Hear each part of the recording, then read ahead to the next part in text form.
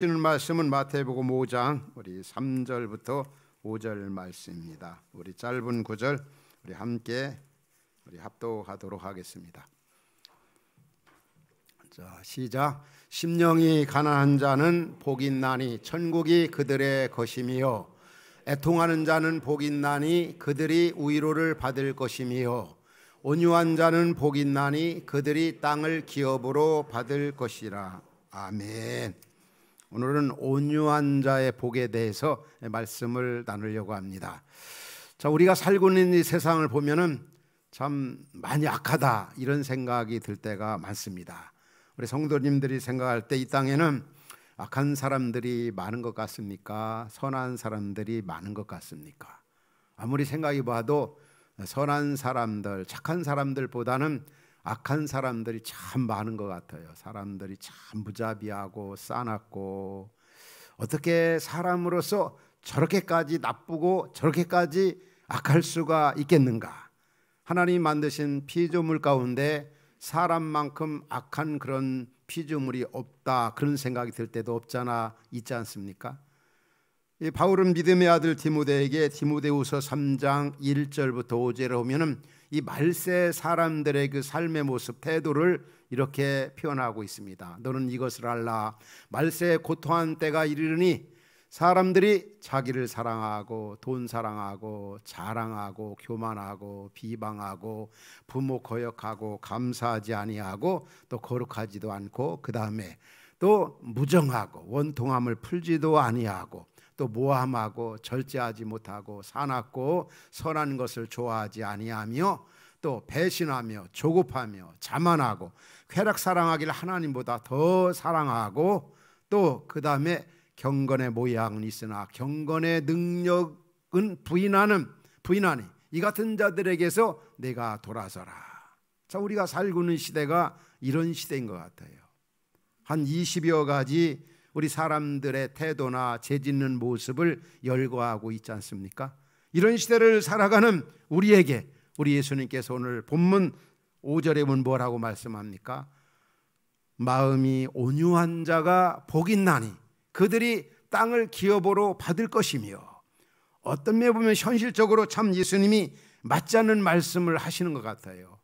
사람들이 힘을 과시하고 어떤 군사력이나 어떤 물질 경제력을 자랑하고 뽐내는 이런 시대 속에서 예수님께서는 온유한 자가 땅을 차지한다, 온유한 자가 승리한다, 온유한 자가 이 땅에서 행복한 사람이라고 말씀합니다.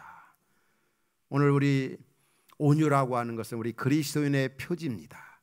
교회 오래 다닌 게 그리스도인의 표지가 아니라 온유한 마음, 온유한 태도.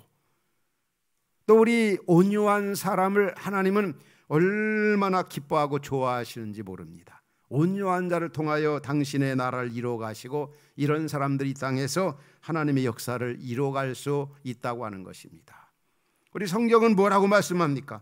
하나님이 말씀하시는 건 다 진리입니다. 온유한 자가 복이 있다면 복이 있는 거지요. 하나님께서 그렇게 말씀했습니다. 천지는 없어지겠으나 내 말은 1.1획도 없어지지 아니하고 다 이루리라고. 우리 주님이 말씀한 대로 온유한 자가 행복한 사람이고 그들이 땅을 기업으로 받을 것이다. 그런 사람들 통하여 하나님의 나라, 하나님의 뜻이 이 땅 위에 이루어진다. 그럼 여기 본문에서 말하는 온유가 무엇일까? 원래 구약의 온유라고 하는 말은 아나우라는 이런 말인데, 신약의 헬라어로 보면 온유는 이제 그렇게 표현합니다. 프라이스, 이제 형용사적인 표현인데 원래 명사적으로는 프라이스. 이게 바로 이 가난함, 비천한 거, 가난한 사람, 이런 사람을 이 온유라고 이렇게 표현하고 있습니다. 곤고하고 슬픔 중에도 이 가난한 마음, 빈 마음을 가지고 하나님만 갈망하고 하나님만 의지하고 하나님만 바라보는 거. 그 시편 40편에 이런 말씀이 나와요. 나는 가난하고 궁핍하오나, 시인이 그렇게 하나님 앞에 기도하죠. 주께서는 나를 생각하시오니 주는 나의 도움이시오 나를 건지시는 이시라. 나의 하나님이여 지체하지 마소서. 하나님은 가난하고 궁핍한 사람의 기도를 들으신다. 이 말은 온유한 자의 기도를 하나님이 들으신다는 거예요. 이사야 41장에도 비슷한 말씀이 나옵니다. 가련하고 가난한 자가 물을 구하되 물이 없어 갈증으로 그들의 혀가 마를 때 나 여호와가 그들에게 응답하겠고 나 이스라엘의 하나님이 그들을 버리지 아니할 것이라. 가난하고 약하고 궁핍하고 마치 목마른 사슴이 시냇물을 사모한 같이 하나님을 구하고, 또 하나님은 그런 자의 기도를 들으시고 그런 자를 버리지 않는다. 다시 말하면 온유한 자를 하나님이 버리지 아니하시고 도와주시고 또 그런 자의 기도를 들으신다. 물론 이제 사전적인 의미에 보면 온유는 유순하고 부드럽고 온순하고, 또 보면은 이 헬라 철학에서는 온유를 아주 우리 인간의 마음 가운데 있는 내재되어 있는 미덕, 아름다운 덕이 바로 온유다, 그렇게 표현합니다. 이 성경에서 말한 이 온유 한마디로 참 다양하게 설명하고 있어. 한마디로 이렇게 표현하기가 쉽지 않아요.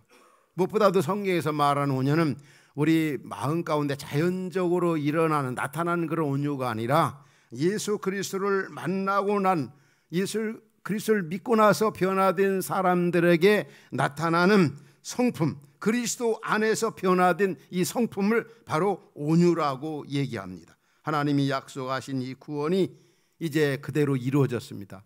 주님을 구주로 영접한 사람에게 변화된 삶의 모습이 나타나는데 그게 바로 온유라는 겁니다. 우리 예수 믿고 나면 새 사람 된다고 그러잖아요. 우리가 잘 아는 고린도후서 5장 17절에 뭐라고 말씀하고, 우리 잘 아는 말씀이니까 함께 읽겠습니다. 시작. 그런즉 누구든지 그리스도 안에 있으면 새로운 피조물이라. 이전 것은 지나갔으니 보라 새 것이 되었도다. 이게 바로 온유라는 거예요. 믿는 자에게 하나님의 은혜로 주어지는 변화된 새 성품. 또 온유를 또 그렇게도 설명합니다. 온유한 사람은 어떤 부당한 환경 속에서도 보복할 힘이 있는데도 보복하지 않는 것. 내가 힘이 없어서 보복하지 않지, 나를 괴롭게 하고 힘들게 하고 억울한 사람 기회가 되면 내가 보복할 거야. 그건 온유가 아니라는 거예요. 얼마든지 보복할 기회가 있고 힘이 있어도 보복하지 않는 것을 성경에서는 온유라고 얘기합니다.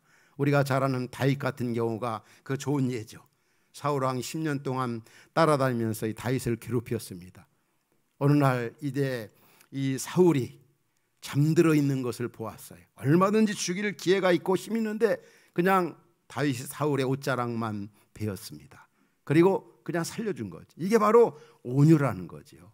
또 다른 의미에서 온유는 바로 다른 사람이 엄청나게 어떤 다른 사건이나 사람에 대해서 막 분노하고 있고 막 억울해하고 비통, 원한을 가지고 있는 그런 사람이 있어요. 그런 사람에게 다가가서 아주 진정시켜주는 거, 막 분노가 일어나지 않도록 잘 이렇게 화목하게 하는 거. 다르게 표현하면 이 화목해하는 사람, 이런 사람이 바로 온유한 사람, 피스메이커가. 우리 예수님께서 이제 예루살렘으로 가십니다. 인류의 구속 사명을 위해 가시는데 잠깐 그 구속 사명의 준비를 위해서 이제 사마리아 동네 제자들로 들어가게 되었어요. 그런데 예수님이 예루살렘으로 가신다는 걸 알고 사마리아 사람들이 얼마나 예수님을 반대했는지 몰라요. 그러니까 같이 갔던 이 요한과 야고보가, 예수님, 우리가 이제 그 불을 명하여 하늘에서 불이 내려가지고 이 사마리아 사람들 전부 다 멸망하도록 할까요? 이렇게 제의를 했습니다, 예수님. 그러니까 예수님께서 꾸짖었습니다. 그렇게 하지 말라고. 그리고 다른 동네로 예수님이 피하셨습니다. 이게 바로 온유입니다. 그래서 온유가 무엇인가를 우리 예수님에게 볼 수 있죠. 그 베드로 기자는 예수님의 온유에 대해서 베드로전서 2장에 그렇게 표현하죠. 욕을 당하시되 맞대어 욕하지 아니하시고 고난을 당하시되 위협하지 아니하시고 오직 공의로 심판하시는 이에게 부탁하심. 이게 바로 온유가 무엇인가를 우리 예수님이 보여주었습니다.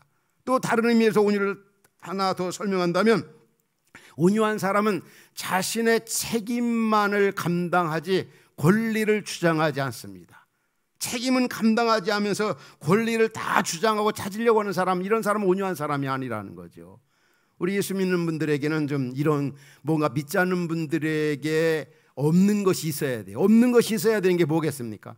보통 일반적으로 자기 권리를 다 주장하고 자기 권리를 다 행사하죠. 그러나 다른 사람을 위해서 그 권리를 행사하지 않고 양보하고 내려놓고 오히려 더 자신의 책임과 사명을 잘 감당하는 이런 사람들, 이런 우리 성도들이 직장에서나 삶의 현장에서 있어야 합니다. 다 자기 찾아 먹을 거 다 찾아 먹고, 그리고 책임은 다 하지 아니하고, 우리는 권리보다는 책임 잘 감당, 이런 사람을 가리켜서 성경에서는 온유한 사람, 이런 사람이 복이 있다, 이런 사람이 행복한 사람이다, 이런 사람이 큰일을 한다, 이런 사람을 통해서 하나님이 영광을 받으신다. 오늘 말씀을 듣는 성도 여러분, 여러분 삶의 현장에서 다른 분들에게 어떻게 비춰지고 있습니까? 특별히 믿지 않는 세상 속에 살면서 저분은 정말 온유한 분이다, 저분은 정말 온순한 분이다, 이렇게 일컬어지고 있습니까? 우리 말씀을 듣는 특별히 어디 흩어진 화평 가족들은 그런 사람으로 비춰질 수 있기 바랍니다. 이게 바로 그리스도인의 표지입니다. 온유는 성령의 9가지 열매 가운데 하나가 바로 온유잖아요. 사랑과 희락과 화평과 오래 참음과 자비와 충성과 양성과 온유와 절제, 일과의 태도의, 일과의 관계 속에서, 그리고 내 자신 관계 속에서 이 온유함이 내재되어 있고, 이 온유함으로 체질화되어 있는 이런 하나님의 사람들, 우리 성경에서 그런 분들 찾아볼 수 있어요. 우리 여호수아와 갈렙 여러분들 기억하죠? 그 갈렙은 80년 동안, 모세 40년, 또 여호수아 40년, 80년 또 옆에서 협력을 했어요. 이제 가나안 땅을 정복했습니다. 이제 땅을 분배하잖아, 여호수아가. 그런데 이 갈렙은 보통 사람 같으면 야, 너 좀 알아서 해. 80년 동안 또 40년 너 나와 같이 했는데 이제 마지막 이 땅은 아주 노른자 같은 가장 좋은 땅을 나한테 줘야 될 거다. 얼마든지 권리를 행사할 수 있잖아요, 그 정도면. 그런데 뭐라고 그랬습니까? 그 여호수아 14장에 보면은 이 갈렙은 그러질 않았어요. 나는 시보론 산지 가장 안 좋은 땅 달라고 그랬어요. 여기서 내가 건설하고 여기서 개척을 하겠다. 그 아낙 자손이 살고 있는 땅 어떤 땅입니까? 산지고 정말 버려진 땅, 누구도 좋아하지 않는 땅입니다. 그러나 40년 전에 하나님이 40명의 정탐꾼과 함께 이 땅에 왔는데 지금 와 보니까 약속한 그 바대로 이 땅에 자기가 와 있는 겁니다. 그 하나님의 은혜, 하나님의 약속의 말씀이 그대로 이루어지는 그 은혜의 현장을 그는 평생 마음에 간직하고 그곳에 끝까지 주님 앞에 서는 그날까지 좋은 흔적을 남기며 살고 싶었던 겁니다. 이게 바로 뭡니까? 온유입니다. 온유.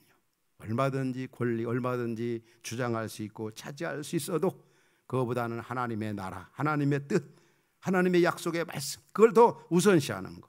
오늘 우리에게 그런 것이 있습니까? 또 여호수아도 마찬가지입니다. 그런지 땅을 다 가나안 땅을 분배했습니다. 다른 지파들에게 다 나눠주고 자기는 맨 나중에 지도자로서 가장 안 좋은 땅을 또 그가 차지하는 걸 볼 수 있어요. 여호수아 19장에 보면은 이 산지를 내게 달라. 이 산지는 어떤 산지냐? 에브라임 산지, 아주 안 좋은 땅입니다. 여기서 개척해서 하나님 나라를 세우겠다는 겁니다. 정말 주님의 나라를 먼저 구하고 주님의 뜻을 먼저 생각하고 다른 사람을 생각하고 이웃을 생각하는, 중국의 영성학자로 알려진 어느 한 분은 그의 책 표지에 이런 글이 쓰여 있더라고요. 나는 나를 위해서는 아무것도 원하지 않지만 그리스도를 위해서는 무엇이든지 원한다. 예수 만나 보화를 발견한 우리 그리스도인의 삶이 이 땅에서 어떤 삶을 살아야 되겠습니까? 이 온유한 삶인데, 이 온유한 삶은 바로 그겁니다. 그 나라를 위해 살고 남을 위해 살고 이웃을 위해 살고. 우리가 성경에 인물 가운데 온유했던 사람들이 많이 등장합니다. 우리가 잘 아는 아브라함 같은 경우도 그렇죠. 이제 이방 땅에 와서 하나님의 복으로 이제 재산이 참 많아지게 돼요. 형제들 간에 이제 다툼이 일어납니다. 특별히 조카 롯의 목자들과 싸움이 일어납니다. 그러니까 어느 날 이제 아브라함이 그 조카 롯에게 얘기합니다. 우리가 이방 땅에 와 사는데 하나님의 영광 가리우지 않도록 하기 위한 이 물질적인 거 가지고 욕심 부리면 안 된다. 그 창세기 13장에 보면 뭐라고 합니까? 내가 우하면 나는 좌하고 내가 좌하면 내가 우하라. 내 마음대로 하라. 이게 바로 온유함입니다. 물질이 얼마나 귀합니까? 그런 것을 덕을 위해서 내려놓고 포기하는 이 아브라함의 이 온유함, 내려놓음이 바로 온유함이다. 또 오늘날 보면 그런 분들이 많아요. 뭐 개혁, 뭐 공의, 개혁돼야 된다, 개혁돼야 된다, 이렇게 외치는 사람들이 나중에 오면은 더 완악하고 더 못되고 더 욕심 많은 사람들이 많이 있어요.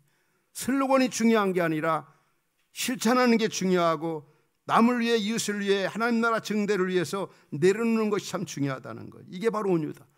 우리 성경에 오면은 모세를 가리켜서 뭐라고 그랬습니까? 민수기 12장 3절에 보면 모세보다 더 온유한 사람이 없다고. 이 땅에서 모세 보면서 하나님이 이 땅에서 가장 온유한 사람이 바로 모세다.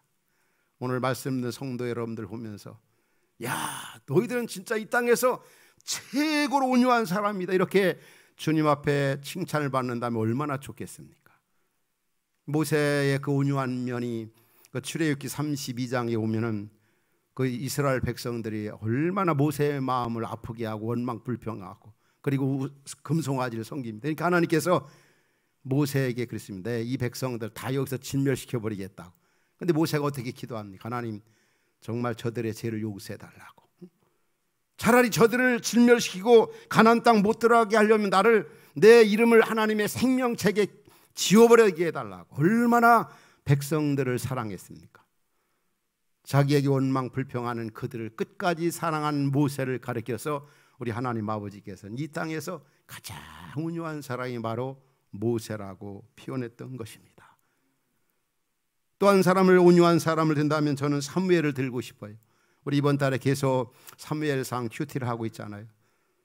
사무엘상 12장에 보면은 그 사무엘이 온유한 면이 나타납니다. 백성들 앞에 말씀을 전하기 전에 먼저 그들에게 이런 제의를 합니다. 내가 지금까지 살아오면서 당신들 앞에 뭐 속인 일이 있느냐, 압제한 일이 있느냐, 이것을 빼앗아간 적이 있느냐, 그런 거 있다면 좀 말해달라. 나 잘못 있다면 얘기해달라. 나도 사람이기 때문에 실수하고 마음 다른 사람의 상처를 줄 수 있는데 혹시 그런 것이 있느냐.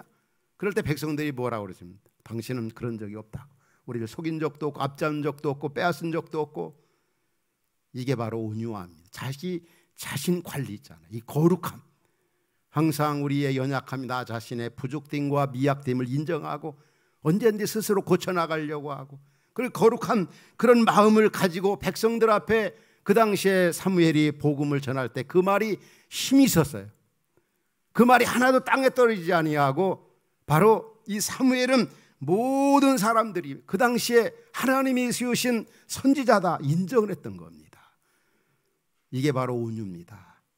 성도 여러분, 이 땅에 살면서 삶의 현장, 학교에서, 직장에서 정말 인정받는 사람으로 살아가길 원하십니까?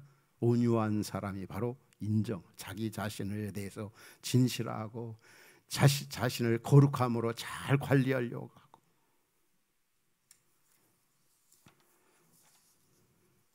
무엇보다도 우리 예수 그리스도께서 온유의 대표적인 분이죠. 하나의 가장 모델이시죠. 특별히 십자가 산상에서, 또 십자가 아래 있는 자들에게서 비방과 모욕과 침뱉음과 멸시 얼마나 퍼부었습니까? 그럼에도 불구하고 십자가 산상에 아버지여 저들의 죄를 용서하여 주옵소서, 알지 못해서 그렇습니다. 끝까지 용서. 이제 십자가에 고난받고 죽으시고 부활하셔서 다 자기를 배신하고 떠나버린 제자들까지 찾아가서 또 옛말 물어보지도 아니하고 너 나 사랑하느냐, 같이 식사하고. 이게 바로 예수님의 온유하심입니다. 이사야 53장 7절에 오면 뭐라고 말씀합니까? 예수님의 온유한 모습이 여기에서 나타납니다. 같이 읽을까요? 자, 시작. 그가 곤욕을 당하여 괴로울 때에도 그의 입을 열지 아니하였으며 마치 도수장으로 끌려가는 어린 양과 털 깎는 자 앞에서 잠잠한 양같이 그의 입을 열지 아니하였도다. 이게 바로 온유함입니다. 말하고 싶은 거 다 말하는 게 아니죠.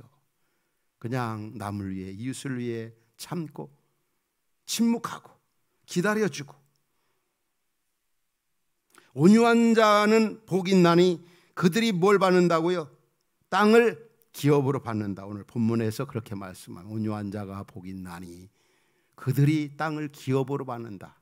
온유하면 아파트 몇 채가 생기고 땅 뭐 몇천 평, 몇만 평이 생긴다. 그런 복을 주신다. 물론 분명한 것은 물질적인 면에서도 하나님이 온유하면 복을 주셔야 돼요. 여기서 땅을 기업으로 준다는 말은 새 하늘과 새 땅을 주신다. 그런 자에게 하나님이 복을 주신다는 거예요. 반드시 승리케 하신다는 거예요. 온유한 자가 땅을 차지한다. 기업을 유업으로 받는다.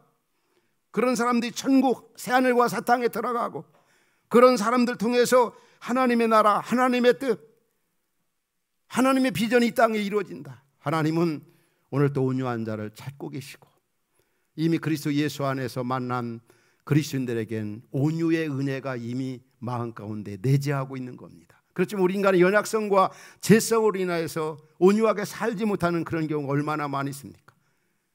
우리는 온유한 자로 살아갈 때 얻는 은혜가 반드시 승리하게 되고 하나님이 그런 사람을 귀하게 쓰신다는 거죠. 그 다음에 두 번째 주시는 복은 바로 마음의 쉼과 평안을 얻어요. 저나 여러분들이 주님이신 온유한 마음을 가지고 살아갈 때 마음의 쉼과 평안을 얻는다. 이걸 예수님이 말씀했어요. 우리 주일날 시간마다 인용해서 여러분과 같이 나누는 마태복음 11장 28절 29절에 뭐라고 말씀합니까? 수고하고 무거운 짐진 자들아 다 내게로 오라. 내가 너희를 쉬게 하리라 하면서 뭐라고 그랬죠? 나는 마음이 온유하고 겸손하니 나의 멍에를 메고 내게 배우라. 그리하면 너희 마음이 쉼을 얻으리라. 예수님의 마음이 온유한 마음입니다. 이 겸손과 온유는 쌍둥이와 같아요. 예수님의 그 온유한 마음을 가지고 있으면 마음의 쉼을 얻으리라. 정말 이 땅 위에 험한 길 가는 동안 참된 평안이 어디 있습니까? 쉼이 어디 있겠습니까? 그러나 우리가 예수님의 마음, 온유한 마음을 가지고 살면은 마음의 그 평안한 그 기쁨, 그 만족감이 크다는 거죠. 여러분 좋은 집에 살고 좋은 차 타고 다니고 또 다른 것에서 이렇게 얻는 그런 어떤 평안함과는 비교가 안 되는 우리가 온유한 마음을 가지고 살아가면 그 기쁨, 그 평안함, 그 안식은 비교가 안 된다는 거죠. 사랑하는 성도 여러분, 정말 쉼과 평안을 누리면서 이 시대에 행복하게 살길 원하십니까? 온유한 마음을 가지십시오. 온유한 자가 되십시오. 그리하면 쉼과 평안을 얻는다고 주님께서 말씀하셨습니다. 또 우리가 정말 온유한 자가 받는 복이 있다고 한다면 우리 주께서 우리에게 말씀하시는 게 뭡니까? 무엇보다도 그런 사람에게는 칭찬과 영광과 존귀를 얻게 되는 거예요. 이미 이 세상을 떠난 분들, 또 이 세상에 사는 분들 가운데 한번 연상해 봐요. 여러분들 어떤 분들을 가장 존경하고 어떤 분들을 귀하게 생각하고 있습니까?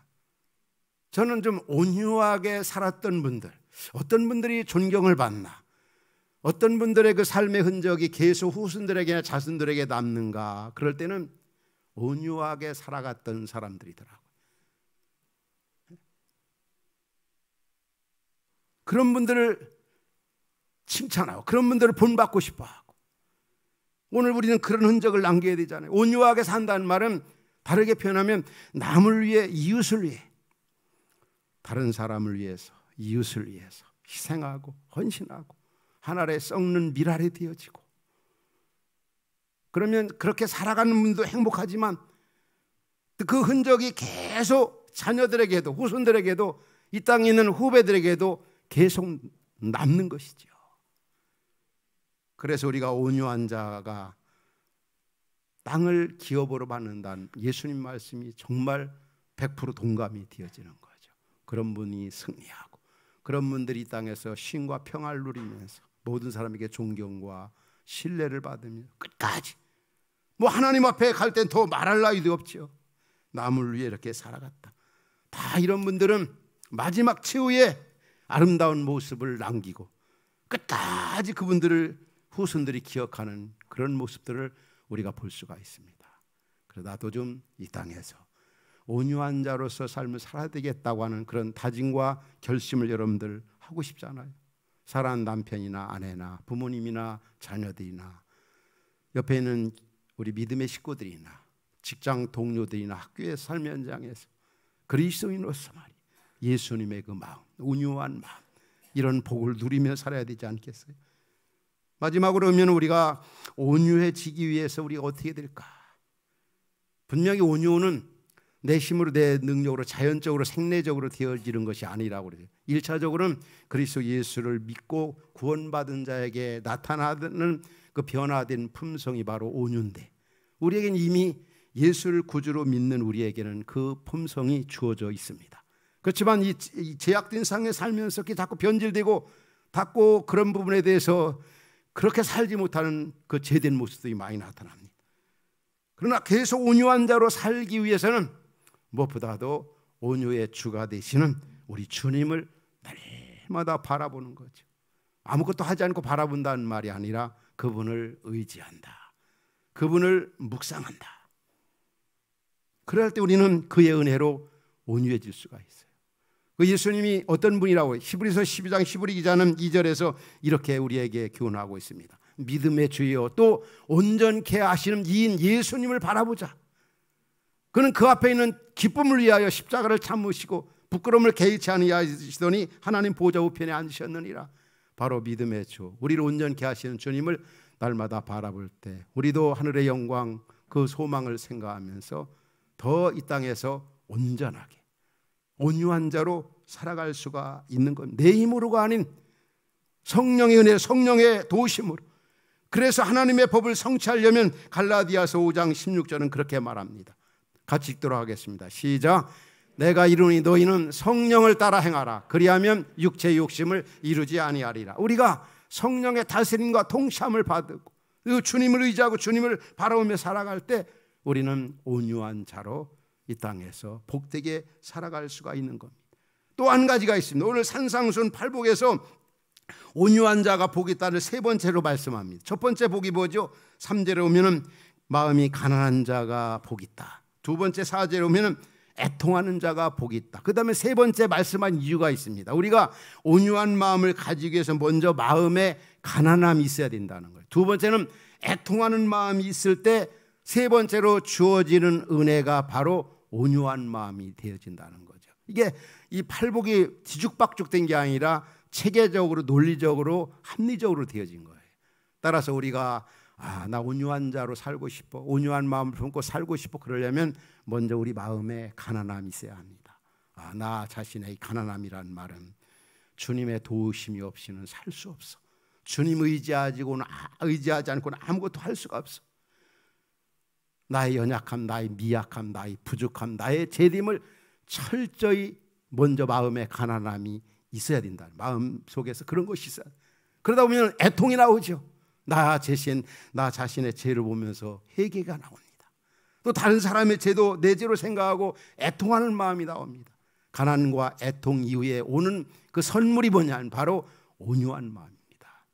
우리 성도 여러분들이 정말 이 땅에서 온유한 자로서 복 있는 행복한 삶을 살기로 한다면 우리 예수님이 가르친 대로 먼저 마음에 가난함, 그 다음에 두 번째는 애통하는 마음이 있을 때 세 번째로 온유한 마음이 선물로 주어진다는 거죠.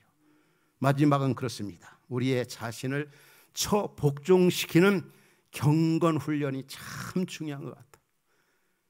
진짜 우리 죄 짓는 거는 죄인이기 때문에 훈련 안 해도 너무 쉽게 죄를 지키는 너무 쉬워요. 그런데 우리가 정말 바르게 온유하게 정직하게 바르게 산다는 것은 훈련되지 아니하고서는 안 되는 거예요.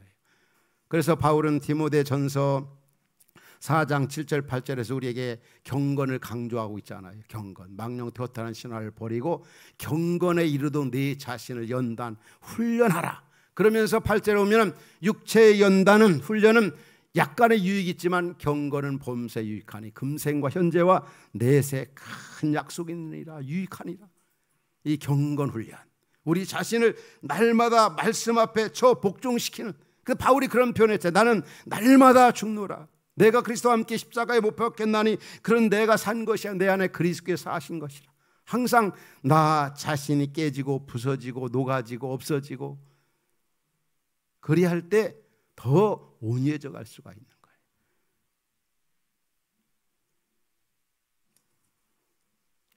지난 주간에 그 학생들 가르치는데 어느 학생이, 뭐 제가 가르친 학생들 다 목사님들입니다. 그 목사님 한 분이 저한테 이제 강의 중에 이렇게 질문하는 시간이, 그 질문을 던져, 그 질문이 어떤 질문이냐면, 목사님은 이제 목회 사역을 해가면서 분노가 치밀어올 때 그 분노를 어떻게 제가 다스리십니까? 그런 질문이었어요. 나도 참 분노, 이 화가 이렇게 일어날 때가 참 많이 있다.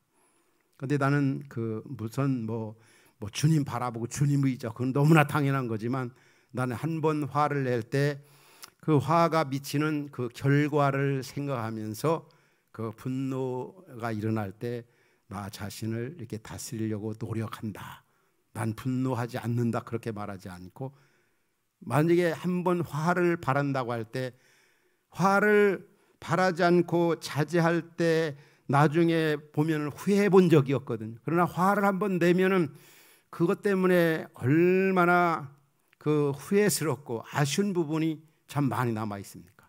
그리고 만일에 우리가 직장 생활이나 혹은 믿지 않는 세계 속에서 직장에서 화를 한번 바람으로 말미암아 그 화를 통해서, 분냄을 통해서 상처받은 사람이 있다고 한다면 그 한 번 분을 바란 일로 인하여 그 사람이 평생 교회 예수를 믿지 않을 수도 있는 거죠. 그만큼 분내는 게 얼마나 하나님의 의를 이루지 못하고 나쁜 건지 몰라요. 그래서 우리가 평상시에 훈련이 잘 돼야 되는데 그런 결과를 먼저 생각하자. 화가 치밀어 오를 때, 화날 일이 있을 때 보통 같은 거에 계속 반복일 수 있거든요. 그럴 때 만약에 이거 조금만 참으면, 주님을 생각하고 말씀을 생각하고 조금만 참으면 새날이 밝아온다. 그 다음에 영광이고 기쁨이고 열매다. 그러나 만약 참지 못하면 이 결과가 얼마나 비참하고 크다는 것을 알아야 된다. 나는 그 사전에 미리 그런 부분을 이렇게 준비하면서 화낼 일도 많았지만 그래도 조금씩 극복해 나가는 것 같다. 그런 얘기를 이렇게 나눈 적이 있습니다. 한 15년 전이었던 것 같아요. 우리 교회에서 청년부를 담당한 목사님이 이제 청년부 한 30명 아마 이상이 됐을 것 같아요. 중국의 비전 트립을 떠났습니다. 이제 오는 날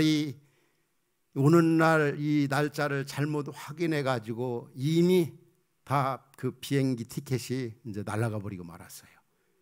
생각해봐, 30명 오는 그 항공료가 얼마나 크겠습니까? 그것을 제가 접할 때 제가 화가 났을 것 같아요? 안 났을 것 같아요?